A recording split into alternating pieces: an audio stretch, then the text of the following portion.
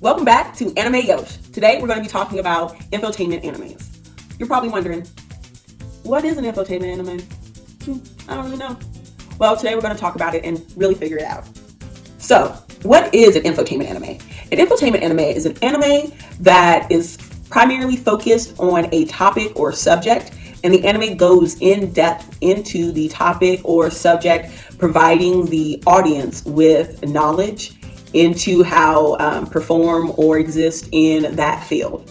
So you can think of like sports animes where you get like really in depth into tennis or basketball. You can think of fashion animes where they get really in depth into pattern making, sewing, designing, those types of things. And you've probably also seen them definitely in drama. So there's a lot of infotainment dramas where they'll dig into like a region and like the cuisine, right? So like how to make like the best pasta. Like pasta is the name of a Korean drama that definitely is very infotainment like.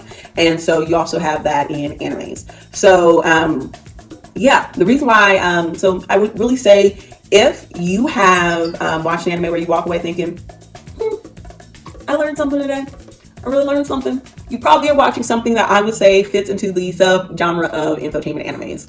So with that being said, let me give you some examples of infotainment animes that you can watch to kind of see what the spectrum is, because not all infotainment animes are on the same level, I would say. And all of these infotainment animes that are recommended are found on the Funimation app. If you don't have it, check it out.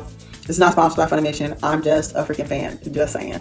So, also, most of these Funimation animes that are going to be discussed, you'll probably be able to also find them under the Slice of Life section of Funimation. I think that infotainment is definitely a subgenre that is the most connected with Slice of Life.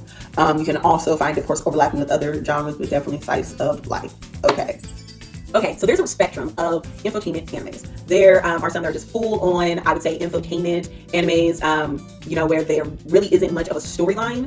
The main focus of the anime really is the topic or subject, and the characters are kind of just there to show off that, topic. And then, and they're also like really direct with how they're, delivering to you that like, hey, we're giving you information, we're teaching you, kind of to a PBS, almost Barney kind of style. And so those are definitely like the full, like, blast infotainment animes. And then you have like the other ones that are more, very strong storylines. The characters are important. They have well-established backgrounds, and but you're still getting a lot of information about whatever world they're existing in. They're definitely existing in a world, focused around their field, and that's how the characters are related. And so we get a lot of information there, but it's definitely not like super direct, where it's like, okay, we're teaching you this, now sit down and learn this, right? So here are some examples. The first example we're going to talk about is how heavy are the dumbbells you lift.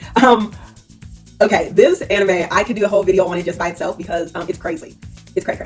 How heavy are the dumbbells you lift is, I guess, kind of a sports anime because it's like a weightlifting anime. And so it's really all about these high school girls. And like the main character is Hibiki, who is a second-year high school student who has a voracious appetite. And this leads to her gaining weight. Like Hibiki, she throws down. You see it in the anime all the time. And she kind of never stops throwing down the whole anime. She's just like eating nonstop. But because of this, she's a bit thick. I personally think she's slim thick and she looks great from the beginning. But she has a problem with it and decides to go to Silverman Gym, a gym down the street from her school. Some other girls from her high school decide to go there as well. And so pretty much the whole anime is about, 4 high school girls going to the gym, weightlifting with this trainer named Machio.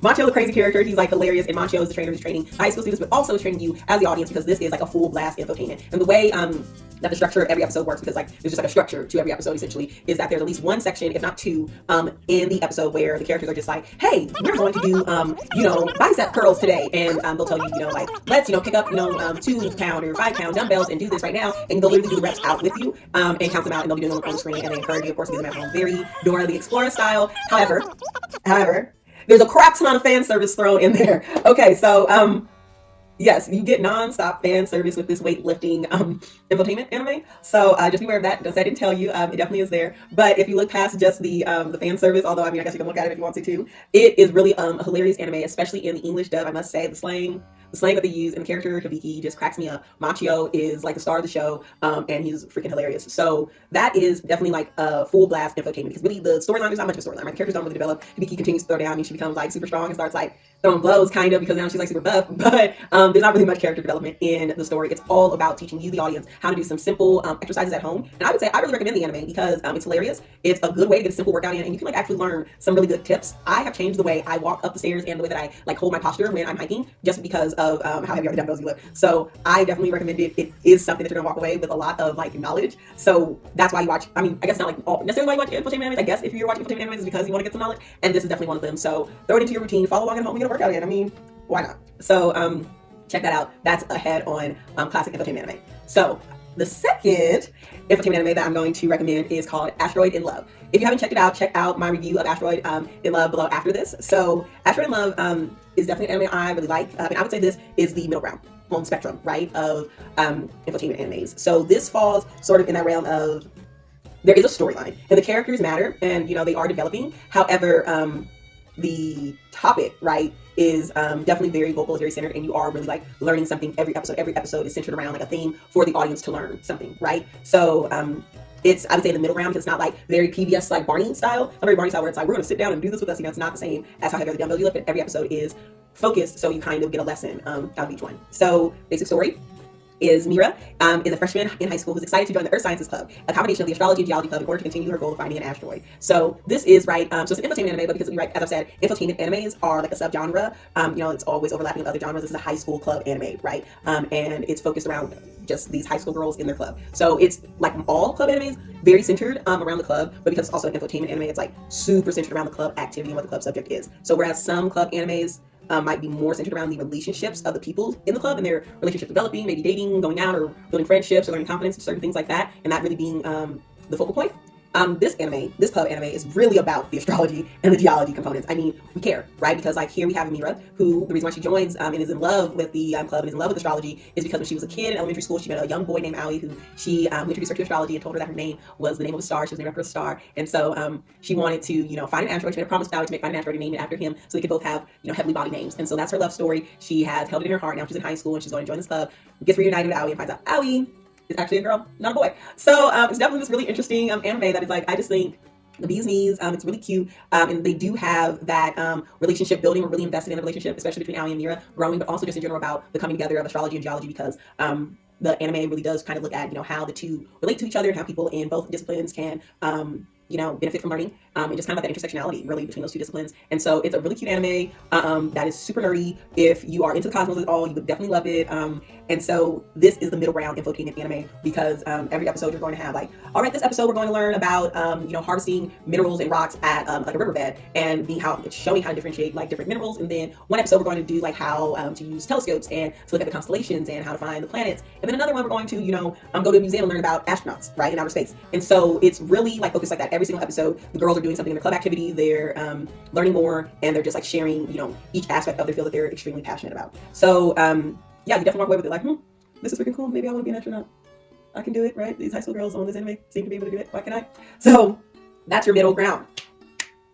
All right, folks, on to our last infotainment anime. And I would say this is further onto the other side because this has a really strong storyline. You really do get a lot of introspection from the characters, but you do walk away with some knowledge as well. So this anime is called Koto o Tomeru, which is the Kono Kocho Club. It's an amazing anime that you can find also on Funimation. This is also a high school club anime. So and this will be good to show like kind of like that difference, right? So this is a Koto club anime. So the Koto is Japanese music, musical instruments, traditional Japanese musical instrument. And so this anime really focuses on Japanese music, traditional Japanese music, and the importance of Japanese music. It's a really great cultural anime, I think I would call it. There are a lot of really good infotainment animes that are based in Japanese culture and really like explaining and showing different aspects of Japanese like music, dress, history, regions. There's definitely like animes about different regions of Japan that are infotainment animes that are really nice. So you can just like kind of explore, you know, a region of Japan through some infotainment animes and kind of learn about the cuisine there and the culture there and the dialect there, which is really nice. So that's another aspect of watching infotainment animes that is really fun. If you're a student of Japanese, I studied Japanese for many years,